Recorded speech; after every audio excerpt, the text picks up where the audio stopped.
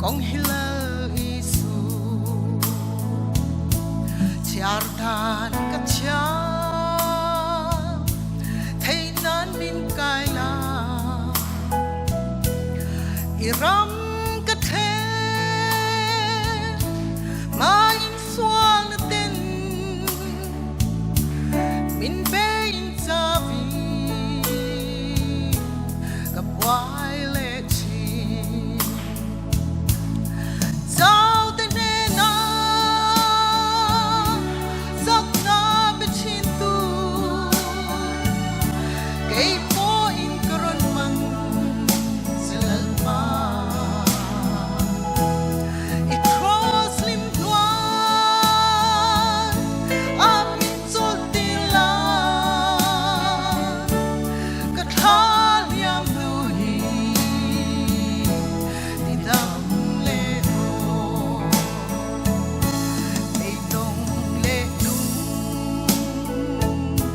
nga ya ka hom bin i thara vi min ti har le la chắc lâu lệ khó hara có mi min tha muan in min di harang se zao te ne na chắc nga be chin tu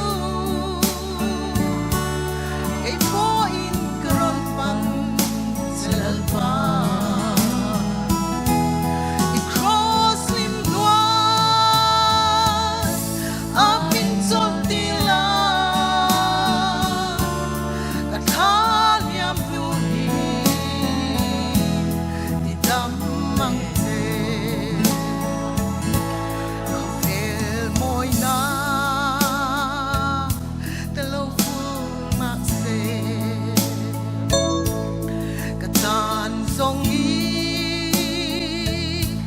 lu ber la li su amen ka ram zal sil dan ka pu mang ro yu ber ka nei si sao te me na zak na be chin tu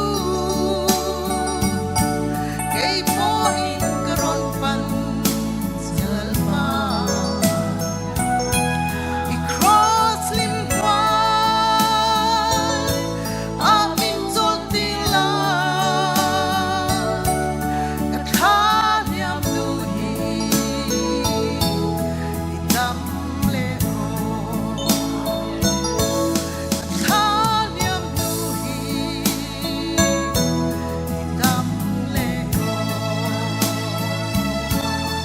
Lan paro pinero se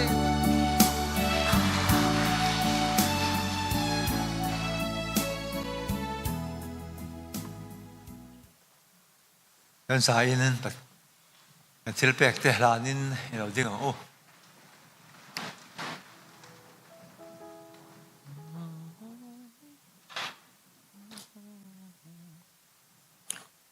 dong tayang